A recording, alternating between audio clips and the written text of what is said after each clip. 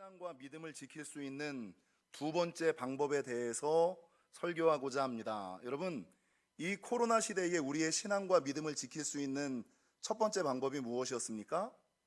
가정교회, 가정을 교회로 만드는 것, 가정을 교회화하는 것.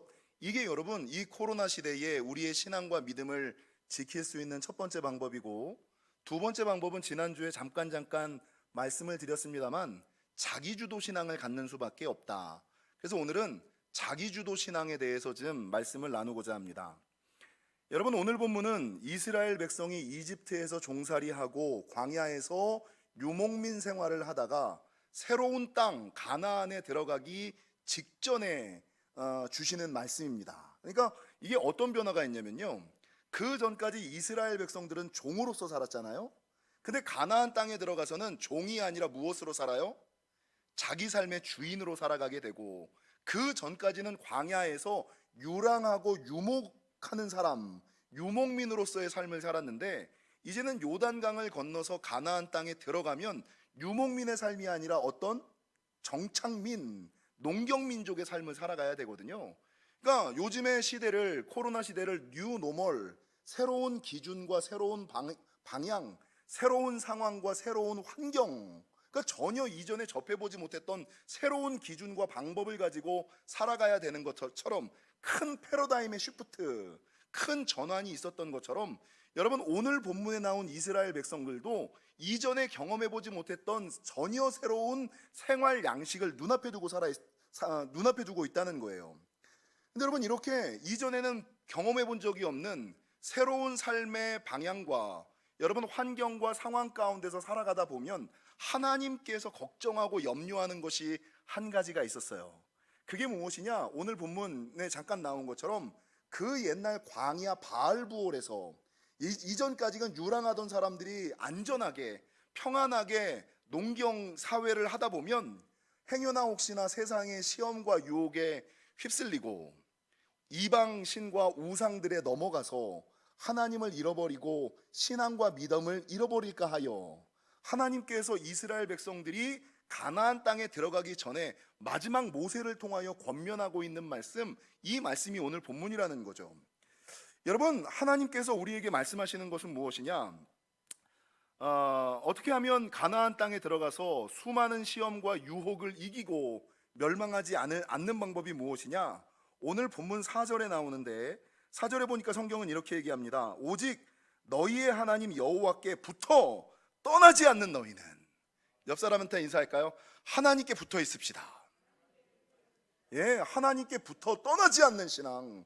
여러분, 새로운 환경 가운데서 하나님께 붙어 떠나지 않는 신앙, 그렇게 하나님께부터 떠나지 않을 때에 오늘까지 너희가 다 생존하였고 생존의 길, 살 길이 보인다는 거죠. 그리고 새로운 상황과 새로운 환경 가운데서 살아갈 수 있는 방법은 무엇이냐? 오늘 본문 7절, 내 힘과 노력과 방법으로 살아가는 것이 아니라 하나님의 도움을 받고 하나님의 힘과 능력으로 살아갈 수 있는데, 여러분, 하나님의 힘은, 하나님의 능력은, 하나님의 방법은 하나님이 언제 우리와 가까이 하시는지 아세요? 7절을 읽어보실까요? 7절입니다. 시작. 우리 하나님 여호와께서 우리가 그에게 기도할 때마다 우리에게 가까이 하심과 같이. 여러분, 하나님이 언제 우리와 가까이 하세요? 자, 그러면 여러분, 하나님이 여러분 가까이 계십니까? 어유, 할렐루야, 우리 영지교회는 좋은 교회. 아멘 하시네요. 여러분, 아멘 했다는 건 뭐예요? 내가 이 상황 가운데서도 기도하고 있다는 거거든요. 그러니까 하나님이 나와 가까이 계시느냐 가까이 계시지 않느냐를 판단할 수 있는 시금석이 뭐예요? 하나님은 내가 기도할 때에 나와 가까이 하신다. 하나님은 기도하는 자를 가까이 하신다. 내가 기도할 때 나와 가까이 하신다. 그러면 이 코로나 와중에도 내가 기도하면 하나님이 나와 가까이 하셔서, 코로나 중에 어떤 문제가 넘쳐도, 어떤 문제가 있어도 내 힘과 능력으로 그 문제를 이기는 것이 아니라 하나님이 도우셔서 하나님의 도움으로 넘어가는 역사가, 6월절의 역사가, 여러분, 비껴가는 은혜가 고센의 은혜와 6월절의 축복이 있는 거예요. 근데 반대로 나는 하나님이 나와 가까이 계실 거야, 나는 하나님의 은혜를 구해, 하나님의 능력을 구해, 하나님의 방법을 구해라고 이야기는 하는데 기도하지 않는다면 하나님은 기도할 때 가까이 하시고 기도하는 자에게 가까이 하신다고 말씀하셨는데, 지금 코로나 중에 기도하지 않는 사람은 하나님이 좀 멀리 있는 거예요. 그러니까 내 기도 생활을 아는 사람, 내가 지금 기도하고 있으면 하나님이 나와 가까이 하시는 것이고, 내가 코로나 때문에 기도주를 놓았다면, 좀 찔립니다만, 코로나 중에 기도주를 놓았다면 하나님은 우리와 가까이 계시지 않아요. 멀리 계시는 거예요. 그러니까 하나님 불러야 하나님이 겨우 불렀어. 하나님이 가까이 계시면 하나님 이렇게 불러도 되거든요. 근데 하나님이 너무 멀리 계시면, 문제 땅 터졌을 때, 코로나 땅 걸렸을 때 하나님 불러도 안 들려요. 그래서 여러분, 새로운 삶의 기준과 방향과 상황과 환경 가운데서 생존할 수 있는, 살 수 있는 유일한 방법은 하나님을 떠나지 않고 붙어 있는 거. 그리고 두 번째 뭡니까? 기도하여 늘 하나님과 가까이 거하고 있는 거. 그래서 굳이 하나님께 크게 기도하지 않아도 하나님이 나와 너무 가까이 계시기에 뭐 필요한 거 없어? 뭐 원하는 거 없어? 하나님이 알아서 병균도 떠나가게 하시고 문제도 해결하게 하시는 그런 은혜가 여러분 있으시는 저와 여러분이 되시기를 축원합니다.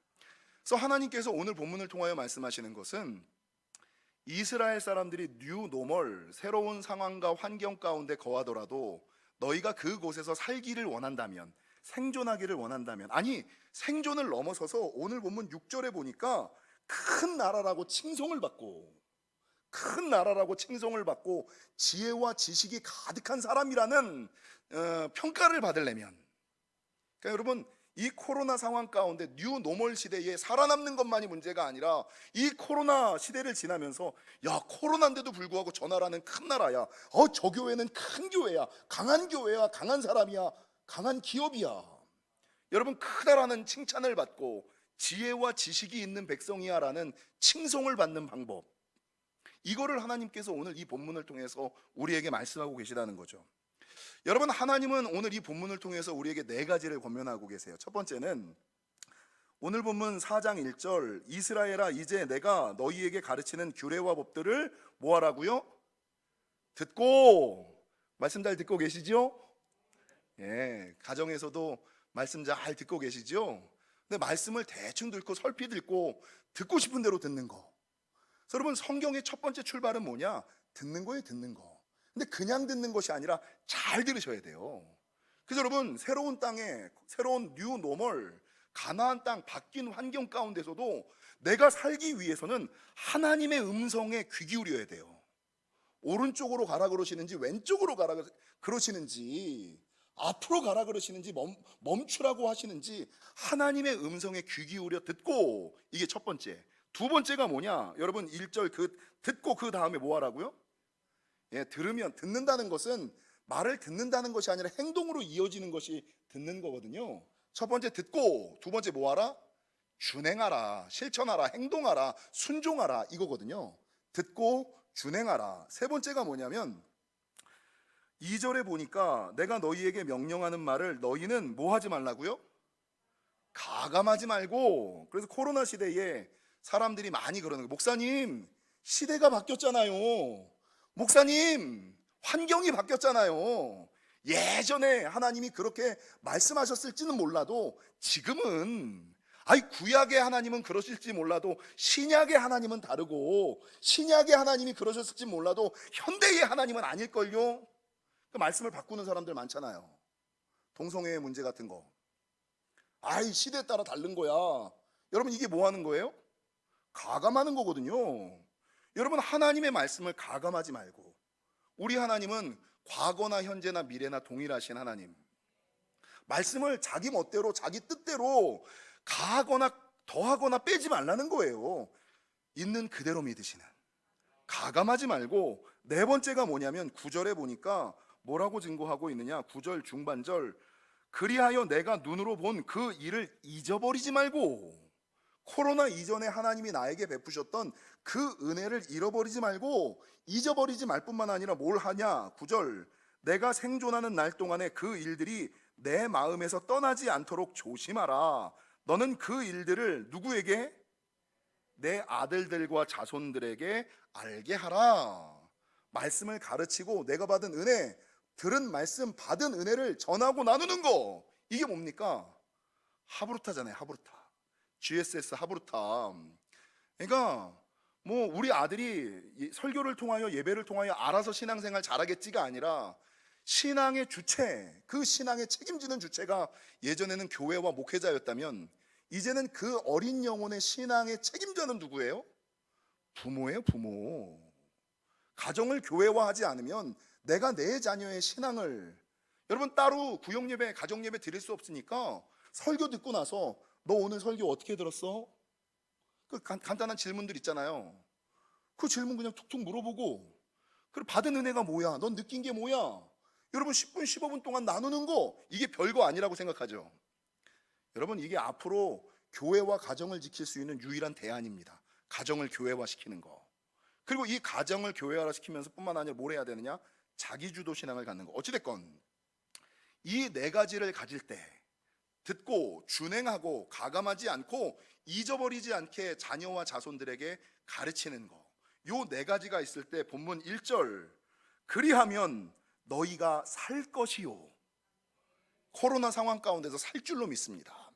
이 네 가지를 지킬 때 그리하면 너희가 살 것이요, 살 뿐만 아니라 너희 조상의 하나님 여호와께서 너희에게 주시는 땅에 들어가서 그것을 얻게 되리라. 그것이 뭐예요? 하나님의 약속, 하나님의 축복을 얻는 거예요. 가나안의 축복을, 하나님이 주셨던 가나안의 약속을 누리는 거예요. 그 수많은 사람들에게 야, 저 사람은 큰 사람이야. 저 교회는 큰 교회야. 저 나라는 큰 나라야. 저 사람은 지혜와 지식이 있는 백성이야 라고 수많은 사람들에게 칭찬과 칭송을 받는 삶. 이게 언제 지켜지느냐면 듣고 준행하고 가감하지 말고 잊어버리지 않고 가르칠 때.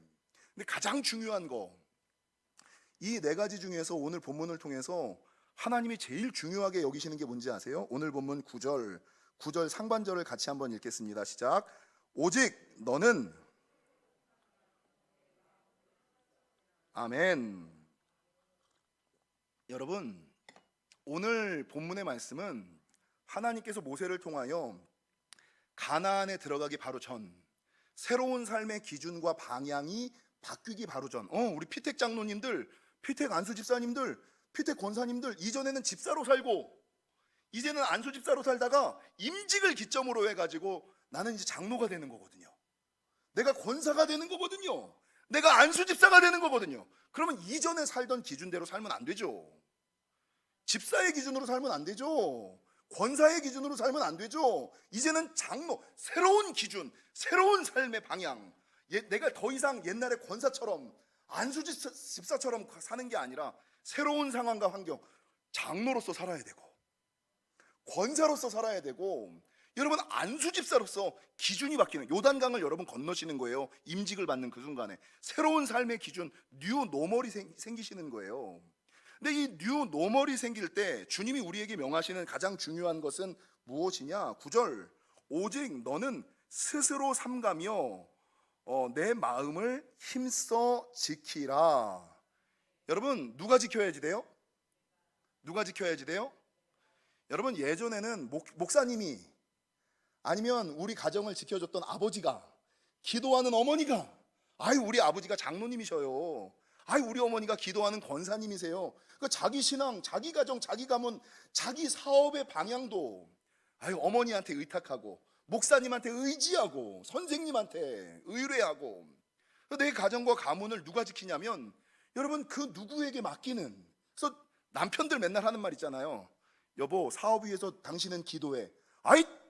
부인이 기도하면 됩니까? 자기가 기도해야죠. 아니 남편이 기도하면 됩니까? 아내가 기도해야죠. 아내가 기도하면 됩니까? 본인이 기도해야죠. 오늘 본문에 새로운 삶의 기준과 방향, 요단강을 건너서 가나안 땅, 농경민족, 정착민족으로 살아갈 때는 그 땅은 시험과 유혹이 많아.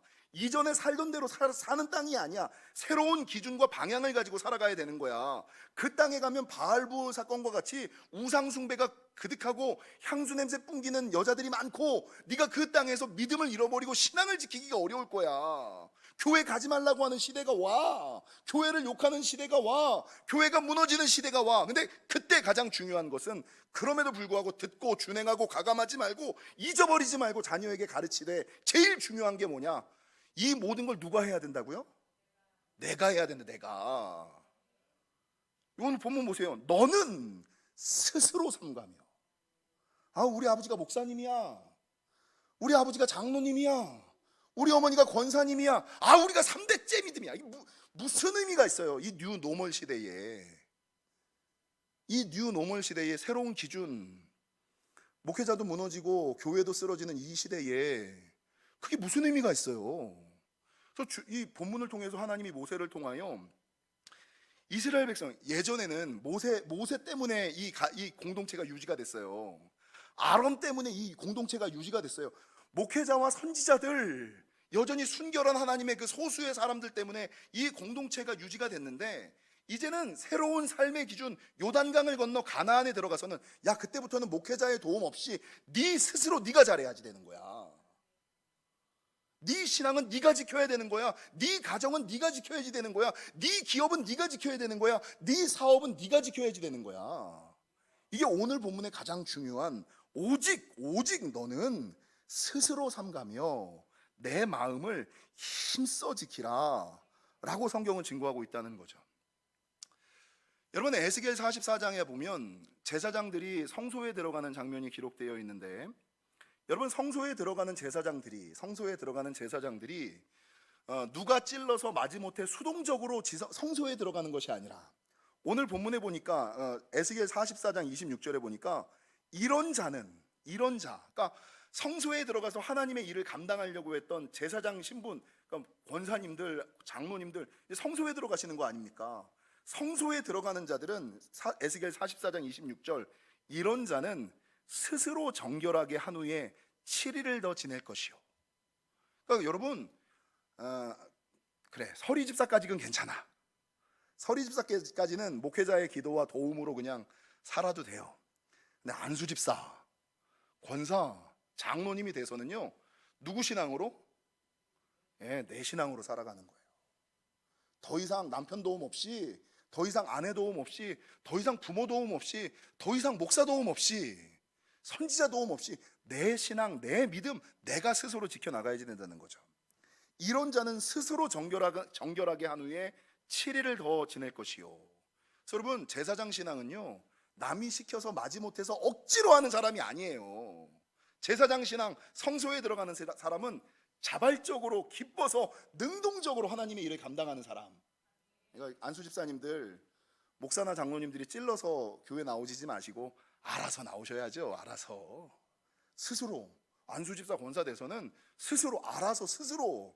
목회자가 전화해가지고 싫은 소리 하고 막 얼르고 달래서 이게 아니라 스스로 자발적으로 능동적으로 하는 사람이 성소에 들어가는 사람이다. 예레미야 애가 3장 39절과 40절에 보니까, 살아있는 사람은 자기 죄들 때문에 벌을 받나니, 살아있는 사람은 자기 죄들 때문에 벌을 받나니 어찌 원망하랴. 우리가 스스로 우리의 행위들을 조사하고 여호와께로 돌아가자. 여러분, 하나님으로부터 벌 받고 있는 것 같은 느낌이 들면 이게 스스로 돌아오셔야지 되는 거예요. 이사야 1장에 보면은요, 이사야 1장에 보면 어떤 말씀이 있냐면, 이사야 1장에 그 예배하고 기도하는데 하나님께서 예배를 받으시는 것 같은 느낌이 안 들어. 느낌이 드세요? 내 예배를 하나님이 연락하신다라는 느낌이 드세요? 성령의 음성이 들리고 손길이 좀 근데 이 예배 생활이 안 되는 사람들, 어느 순간 내가 하나님께 예배해도 하나님이 내 예배를 연락하지 않으시네. 그리고 내 기도를 해도 하나님이 응답하지 않으시는 그 영적인 침체, 요즘 코로나 때 이런 사람들 많을 거예요. 아예 뭐 예배도 6개월, 7개월 쉬는 사람들 많을 거야. 온라인으로도 예배 안 드리는 사람들 많을 거야. 이사야 1장은 뭐라고 증거하느냐? 너희가 손을 펼 때에 내가 내 눈을 너희에게서 가리고, 그러니까 우리가 손을 펴도 하나님 고개를 다 돌려버리신다는 거예요. 너희가 많이 기도할지라도 내가 듣지 아니하리라. 우리가 아무리 뜨겁게 기도하고 오래 기도해도 하나님께서 안 들려요 이러신다고요. 왜? 그리고 요거를 돌이키는 방법이 뭔지 아세요? 예배의 은혜가 없고 기도의 응답이 없는 것을 돌이키는 방법을 이사야 1장이 기록하고 있는데, 이사야 1장 16절, 너희는 스스로 씻으며 스스로 깨끗하게 하여 내 목전에서 너희 악한 행실을 버리며 행악을 그치고. 여러분, 이런 영적 침체에 빠진 사람이 있을 때 목사가 아무리 노력해도 아무 의미가 없어요. 부모가 아무리 눈물 뿌려도 아무 의미가 없어요. 누가 돌이켜야 돼요? 내가 스스로. 그 예배의 막힘 가운데 있는 사람이, 기도 응답의 단절 가운데 있는 사람이 스스로 씻으며 스스로 깨끗하게 하고 스스로 엉덩이 들고 교회로 나올 때, 그때 하나님이 예배를 허락하시고 기도 응답을 재개하시는 거지. 자기는 그냥 여전히 그냥 방구석에 앉아서 엉덩이 붙이고 있으면서 목사님 저 위해서 기도해 주세요, 여보 나 위해서 기도해, 얘들아 나 위해서 기도해라, 아무 의미가 없어요. 여러분, 중요한 것, 이 코로나 시대에 가장 중요한 것은 무엇이냐? 자기 스스로 자발적으로 능동적으로 하는 것이 가장 중요하다. 세상의 학습 방법 가운데 가장 좋은 게 무슨 학습 방법인지 아세요? 학원 안 다니고 과외 안 받고 자기주도 학습, 자기 혼자 자기 스스로 알아서 공부해 나가는 게 최고의, 돈도 안 들고 이게 성공하는 방법이야. 근데 자기 스스로 못하니까 학원 보내는 거고요, 자기 스스로 못하니까 과외 보내는 거거든요. 여러분, 마찬가지로 신앙에 있어서 가장 좋은 신앙이 뭔지 아세요? 목회자의 도움, 제가 맨날 얘기하잖아요. 목회자 도움 없이도 자기의 신앙과 영성을 유지할 수 있는. 여러분, 저희 교회 모든 성도들이 저를 필요로 하지 않아야지 돼요. 목사님 굳이 뭐 필요하지 않아도 제 신앙 제가 알아서 합니다. 제가 하나님의 음성 직접 듣고 하나님의 이끄심을 따라 내가 살아갈 때, 자기주도 신앙을 가질 때, 여러분 이게 가장 중요한 거라는 거죠. 마태복음과 마가복음과 누가복음과 요한복음에 보면은요, 특별히 세례 요한이 이스라엘 백성들에게 호통을 치는 때가 있었어요. 마태복음 3장 7절 이하 9절에 세례 요한이 이스라엘 백성들을 향하여 뭐라 그러냐면, 독사의 자식들아, 독사의 자식들아, 누가 너희를 가르쳐 임박한 진노를 피하라 하더냐? 그러므로 회개에 합당한 열매를 맺고 속으로 아브라함이 우리 조상이라고 생각하지 말라. 아브라함이 우리 조상이라고 생각하지 말라. 이게 뭔지 아세요? 이게 이제 공적신앙이, 공적신앙과 공적신앙이 있는데, 공적신앙은 공공적인 신앙이고 공적신앙은 우리 아버지가 목사야, 우리 아버지가 장로야, 자기 조상과 부모와 형제와 배우자와 이런 것들, 가정과 가문의 어떤 공적을 자기 것인 줄 알고, 그러니까 야 우리가 아브라함의 자손이야, 우리가 이스라엘 백성이야, 나 안수 집사야, 아니 나 권사야, 이게 다 자기 공적 신앙이에요. 근데 이 공적 신앙을 가지고 있는 사람에게 세례 요한이 뭐라 그러냐? 이 독사의 자식들아, 이렇게 얘기를 하거든요. 그거 의미가 없다는 얘기거든요. 사랑하는 성도 여러분, 하나님의 축복이 가장 많은 것은 지성소. 예수님이 이 땅에 오셔서 십자가에 달리심으로 휘장을 찢으시는, 목숨을 버리시면서 하셨던 유일한 방법은 지성소 휘장을 찢어서 이제는 지성소에 누구든지 다 들어갈 수 있는 길, 그리고 그 지성소에 들어간 자에게 하나님께서 만나의 은혜와 만나의 은혜와 십계명의 축복과 아론의 쌍난 지팡이의 역사를, 천사의 임재와 하나님의 음성을 직접 듣는 축복이 이 지성소에 들어간 자에게 주시거든요. 그러니까 믿음 생활, 신앙 생활의 최고의 축복을 받으려면 지성소까지 내가 들어가야 돼요. 어줍지 않게 성막들에서만 있고 성소에만 있지 말고 교회에 들어오시려면 쑥 들어오셔야지. 그냥 교회 언저리에 있으면 성막들 신앙인 거예요. 그냥 집사에 만족하고 이렇게 살아가는 것은 성소 신앙인 거예요. 여러분, 정말 신앙생활 하려면 지성소까지 내가 들어가야만 하나님의 음성이 직접 들리고 생계가 해결되어지고 천사의 임재가 느껴지고, 여러분 아론의 죽은 지팡이에서 싹이 나는 기적을 경험한다고요. 근데 지성소엔 누가 들어가요? 아버지, 어머니, 배우자, 옷자락 잡고 들어갈 수 없어요. 지성소에는 오직 나 혼자만 들어가요.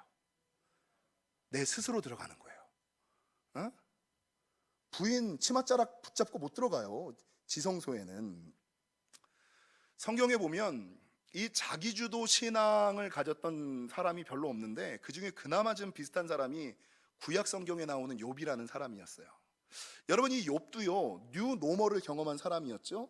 욥기 1장에 보면 우스 땅에 욥이라는 사람이 있는데 이 사람은 온전하고 하나님을 경외하는 사람이고 소유와 재산이 풍부했던 사람, 정말 부자였잖아요.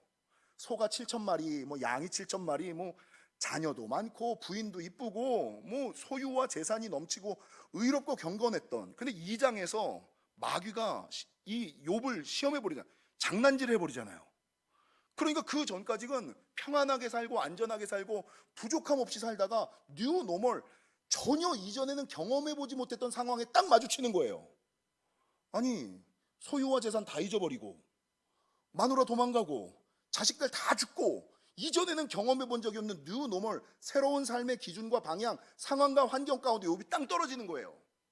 근데 새로운, 전혀 겪어보지 못했던 이 청천벽력 같은 상황에 딱 떨어졌을 때 사단이 욥의 귀에다가 끊임없이 속살거리죠. 야, 네가 믿던 하나님은 죽었어.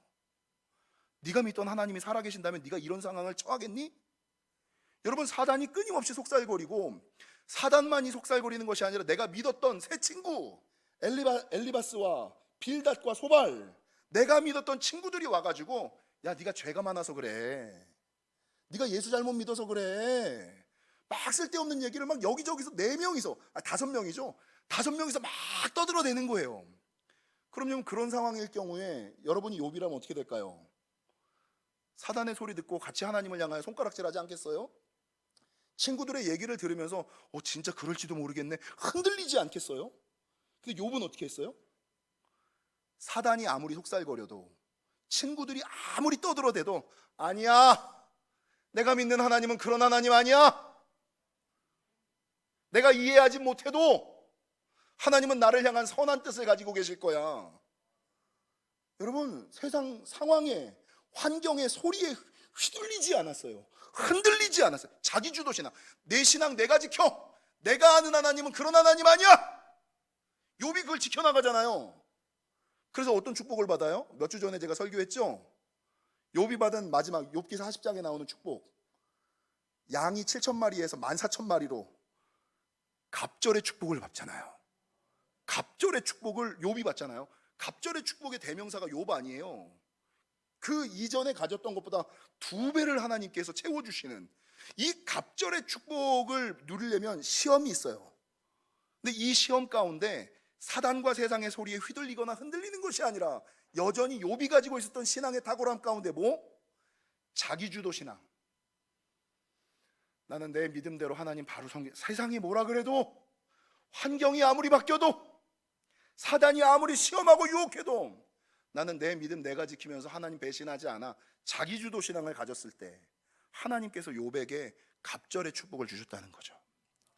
사랑하는 성도 여러분, 코로나 시대에 이스라엘 백성들이 가나안에 들어가기 바로 전 하나님이 염려하셨던 것처럼 하나님이 저와 여러분을 향해 염려하세요. 얘네들이 코로나 맞고 나면, 코로나 지나고 나면 다 휘둘리고 흔들리고 쓰러지고 넘어지고 교회 떠날 텐데,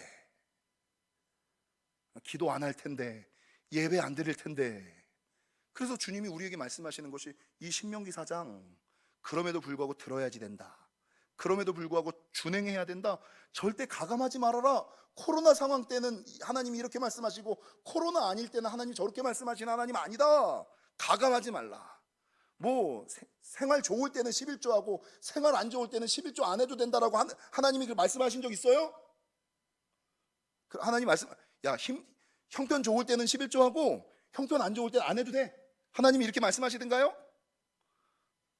아니에요. 가감하지 마세요.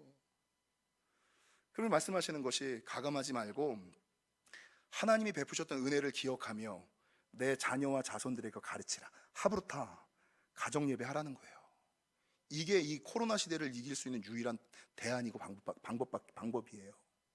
사랑하는 성도 여러분, 바라는 것은 새로운 삶의 기준과 방향, 상황과 환경이 펼쳐졌는데, 뉴 노멀 시대에 접어들었는데, 이 뉴 노멀 시대에 하나님이 우리를 통하여 말씀하시는 것이 무엇인지를 분명히 깨달아 알고, 여러분, 코로나를 이길 수 있는 유일한 대안, 가정의 교회와 그리고 자기주도 신앙밖에 없음을 믿으시고, 이제는 나를 위해서 남편이 기도 안 해준다고, 아내가 기도해주지 않는다고, 목사님이 기도해주지 않는다고 이런 소리 하지 마시고, 엉덩이를 일으켜 스스로 나와 기도하심으로 하나님의 가까이 하시는 축복을, 욥이 받았던 갑절의 축복을 누리시는 저와 여러분이 되시기를 주님의 이름으로 간절히 축원합니다.